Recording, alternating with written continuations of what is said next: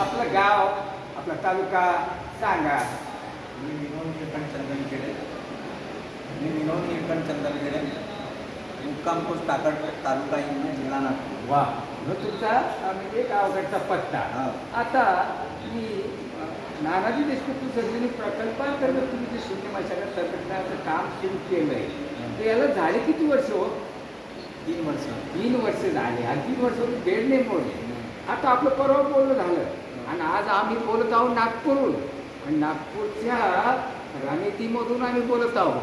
आणि पोखरावर ते म्हणजे एक लाभार्थी आमचे, आणि माझा परिचय द्यायचा ठरला तर मी तंत्रज्ञान समन्वय गुलाबराव खंडागळे, संभाजीनगर. आता मला हे सांगा, काही जमिनीमध्ये फरक? त्याच्यात खाद्याचं प्रमाण खूप वाढलं आणि कोणते रासायनिक पदार्थ द्यायची जरूरत पडत नाही. उत्पादकता वाढली का? उत्पादकता खूप वाढली आणि कीड रोग जास्त यायला लागला, कमी यायला लागला? पूर्ण संपले रोग नाही. कमीत कमी म्हणजे रोगाचा बंदोबस्त बी झाला.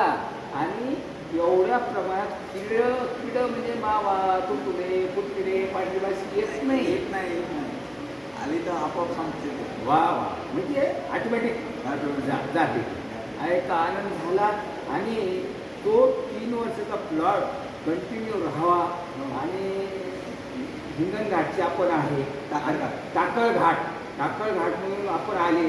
आणि आनंद झाला की गुलाबराव खंडागळे येणार आहे हे तुम्हाला माहीत झालं. अजून 4 शेतकरी राहिले यायचे, इथलेच नागपूरचे आहे. आणि हा आनंद तुम्ही आल्यानंतर मला खूप आनंद झाला. माननीय कोळेकर सुद्धा सर आता तुम्हाला बोलले, मुंबईला पण भेटायला. हा, किती आनंद झाला. मला वाटतं पुन्हा एकदा तुम्हाला या शून्य मशागतीसाठी शुभेच्छा.